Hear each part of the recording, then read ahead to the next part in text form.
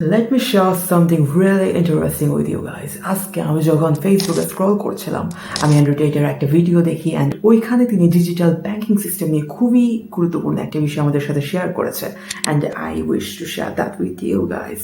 And ওই বিষয়টা খুবই সিম্পল।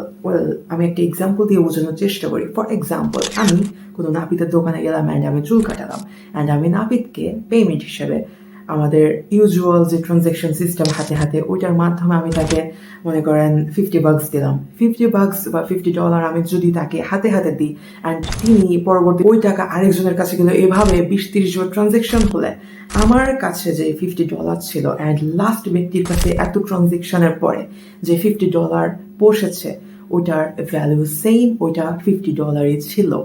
কিন্তু যদি আমরা ডিজিটাল ব্যাংকিং সিস্টেমটার কথা বলি তাহলে আমি যদি ফর এক্সাম্পল নাপিত যিনি ছিলেন তাকে যদি আমি এই $50 ডিজিটাল ট্রানজ্যাকশনের মাধ্যমে দিতাম তাহলে ওইখানে ব্যাংক একটা চার্জ কাটতো। ওইটা 1.5% থেকে 2.5% বা 2% এটা বিভিন্ন জায়গায় ভ্যারি করে। আমরা ওইটা নিয়ে কথা বলছি না, কথা হচ্ছে একটা নির্দিষ্ট চার্জ কাটে।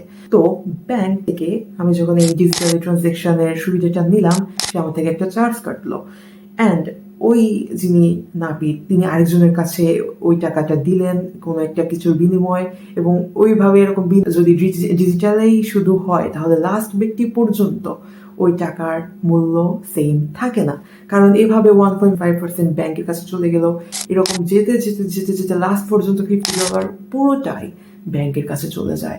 অর্থাৎ এই 1.5% প্রতিবার যেহেতু তারা চার্জ কাটতেছে, প্রতিবার একটা অংশ ওই $50 থেকে ব্যাংকের পকেটে চলে যাচ্ছে অ্যান্ড এইভাবে লাস্ট পর্যন্ত আমাদের বেনিফিট হচ্ছে না অত বেশি যতটা ব্যাংকের হচ্ছে। So what I want to say is আমাদের যতটুকু প্রয়োজন আমরা ততটুকু ডিজিটালাইজ হবো অ্যান্ড নিজেদের বেনিফিটটা আমরা আগে চিন্তা করবো। সো আরো ইন্টারেস্টিং ফ্যাক্ট পাওয়ার জন্য আমাদের সাথে থাকুন। Stay tuned. আসসালামু আলাইকুম।